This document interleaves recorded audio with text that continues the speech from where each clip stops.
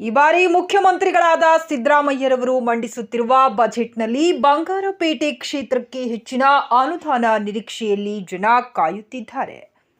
ಈಗಾಗಲೇ 3 ಬಾರಿ ಶಾಸಕರಾಗಿ ಸೇವೆ ಸಲ್ಲಿಸಿರುವ ಎಸ್.ಎನ್. ನಾರಾಯಣಸ್ವಾಮಿಯವರು ಕ್ಷೇತ್ರದಲ್ಲಿ ಸಾಕಷ್ಟು ಅಭಿವೃದ್ಧಿ ಕಾರ್ಯಗಳನ್ನು ಮಾಡಿದ್ದಾರೆ. ಮುಂದಿನ ಮಂತ್ರಿಮಂಡಲದಲ್ಲಿ ಸಚಿವ ಸ್ಥಾನದ ನಿರೀಕ್ಷೆಯನ್ನ ಇಟ್ಟುಕೊಂಡಿದ್ದಾರೆ. ಪುರಸಭಾ ವ್ಯಾಪ್ತಿಗೆ ಸಂಬಂಧಪಟ್ಟಂತೆ ನಗರದಲ್ಲಿ ಜೋಡಿ ರಸ್ತೆ, ಸುಸರ್ಜಿತ ಸರ್ಕಾರಿ ಆಸ್ಪತ್ರೆ, ಮಿನಿ ವಿಧಾನಸೌಧ, ಸುಂದರ ಪಾರ್ಕ್ಗಳು, ಪೊಲೀಸ್ ಠಾಣೆ, ರಂಗಮಂದಿರ ಸೇರಿದಂತೆ ಅನೇಕ ಅಭಿವೃದ್ಧಿ ಕಾರ್ಯಗಳನ್ನು ಮಾಡಿರುವುದಕ್ಕೆ ಜನ ಸಂತಸವನ್ನ ವ್ಯಕ್ತಪಡಿಸಿದ್ದಾರೆ.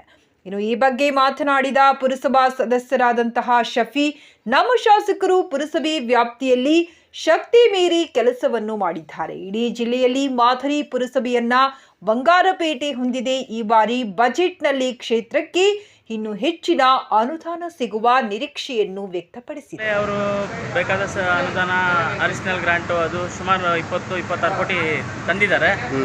ಮತ್ತೆ ಇವಾಗ CM ಅವ್ರಿಗೆ ಮಾತಾಡಿದ್ದಾರೆ, ಮತ್ತೆ ನಮಗೆ ಬಂಗಾರಪೇಟೆಗೆ ಅನುದಾನ ಬೇಕು ಅಂತ. ಖಂಡಿತವಾಗಿ ಅವರು ತಂದೆ ತರ್ತಾರೆ ಸರ್. CM ಅವ್ರಿಗೂ ಚೆನ್ನಾಗಿರೋದ್ರಿಂದ ಖಂಡಿತವಾಗಿ ಅವರು ತಂದೆ ತರ್ತಾರೆ, ಮತ್ತೆ ಗ್ರಾಂಟ್ ತಂದೆ ತರ್ತಾರೆ. ಬಂಗಾರಪೇಟೆಗೆ ಒಳ್ಳೆ ಅಭಿವೃದ್ಧಿ ಆಗ್ತಾ ಇದೆ. ಈಗ ಬಂಗಾರಪೇಟೆಯಲ್ಲಿ ಇನ್ನೂ ಹೆಚ್ಚಿನ ಅಭಿವೃದ್ಧಿ ಮಾಡೋದಕ್ಕೆ ಅವರು ಪ್ರಯತ್ನ ಪಡ್ತಾ ಇದ್ದಾರೆ ಮೊನ್ನೆ ಶಾಸಕರು.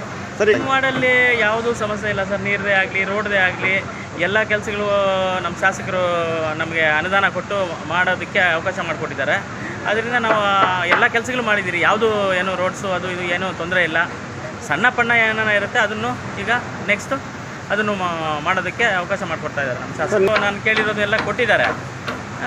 ಕೆಲವರು ಇವಾಗ ಅಭಿವೃದ್ಧಿ ಆಗದಿರೋ ಕೆಲವು ವಾರ್ಡ್ಗಳಿದೆಯಲ್ಲ, ಆ ಕಡೆಗೆ ಸ್ವಲ್ಪ ಅನುದಾನ ಜಾಸ್ತಿ ಕೊಡ್ತಾರೆ. ನಮ್ಗೆ ಆಲ್ರೆಡಿ ಅಭಿವೃದ್ಧಿ ಆಗಿರೋದ್ರಿಂದ ನಮಗೆ ಸ್ವಲ್ಪ ಕಮ್ಮಿ ಕೊಡ್ತಾರೆ. ಬೇರೆ ಕಡೆ ಸ್ವಲ್ಪ ಗಮನ ಕೊಡಬೇಕಾಗಿರುತ್ತೆ, ಕೊಡ್ತಾರೆ ಅವರು ಬೇರೆ ಕಡೆ ಕೆಲಸಕ್ಕೆ ಮಾಡೋಕ್ಕೆ. ಹೌದು, ಇಡೀ ಜಿಲ್ಲೆ ಕೋಲಾರ ಜಿಲ್ಲೆಯಲ್ಲಿ ಅಭಿವೃದ್ಧಿ ಅಂದರೆ ಬಂದು ಬಂಗಾರಪೇಟೆ ನೋಡಬೇಕು, ಬಂಗಾರಪೇಟೆ ಕ್ಷೇತ್ರ ನೋಡಬೇಕು. ಅದರಲ್ಲಿ ಎಸ್ಪೆಷಲಿ ಬಂಗಾರಪೇಟೆಗೆ ತುಂಬಾ ಅನುದಾನ ತಂದು ತುಂಬ ಒಳ್ಳೆ ಕೆಲಸಗಳು ಮಾಡ್ತಾ ಇದ್ದಾರೆ. ಇನ್ನು ಮುಂದೆನೂ ಮಾಡ್ತಾರೆ. ಫೋನ್ ಮಾಡಿದ್ರೆ ತಕ್ಷಣ ನಾವು ಸ್ಪಂದಿಸ್ತೀರಿ. ಅವರು ಫೋನ್ ಮಾಡಿದ ತಕ್ಷಣ ಹೋಗ್ತೀರಿ, ಅವರ ಕಷ್ಟ ಸುಖಗಳನ್ನ ಕೇಳ್ತೀರಿ. ಅದರಿಂದ ಅವರು ನಮ್ಮನ್ನು ಅಲ್ಲಿ ಆಯ್ಕೆ ಮಾಡ್ತಾ ಇರೋದನ್ನು 4-5 ಬಾರಿ ನನಗೆ ಆಯ್ಕೆ ಮಾಡಿದ್ದಾರೆ ಅಂದರೆ ಅದೇ ಸರ್ ಕಾರಣ. ಈಗ ಜನಗಳಿಗೆ ಸ್ವಲ್ಪ ಅನುಕೂಲ ಆಗೋ ಥರ ಸರ್ಕಾರ ಬಿಟ್ಟಿದೆ. ಅದನ್ನು ಇವಾಗ ನಮ್ಮ ವಾರ್ಡಲ್ಲೂ ಡೇಟ್ ಕೊಟ್ಟಿದ್ದಾರೆ. ಆ ಡೇಟ್ಗೆ ಅವರು ಬರ್ತಾರೆ. ಅಲ್ಲಿ ಯಾರ್ದು ತೊಂದರೆ ಇದ್ದರೆ ಅಲ್ಲೇ ಸ್ಥಳದಲ್ಲೇ ಮಾಡಿಕೊಡುವಂಗೆ ವ್ಯವಸ್ಥೆ ಮಾಡ್ತಾಯಿದ್ದೀವಿ ಸರ್. ಖಂಡಿತ ಇವಾಗ ಮುಂದೆ ಕ್ಯಾಬಿನೆಟ್ ಮಿನಿಸ್ಟ್ರು ಆಗ್ತಾರೆ ಏನೋ.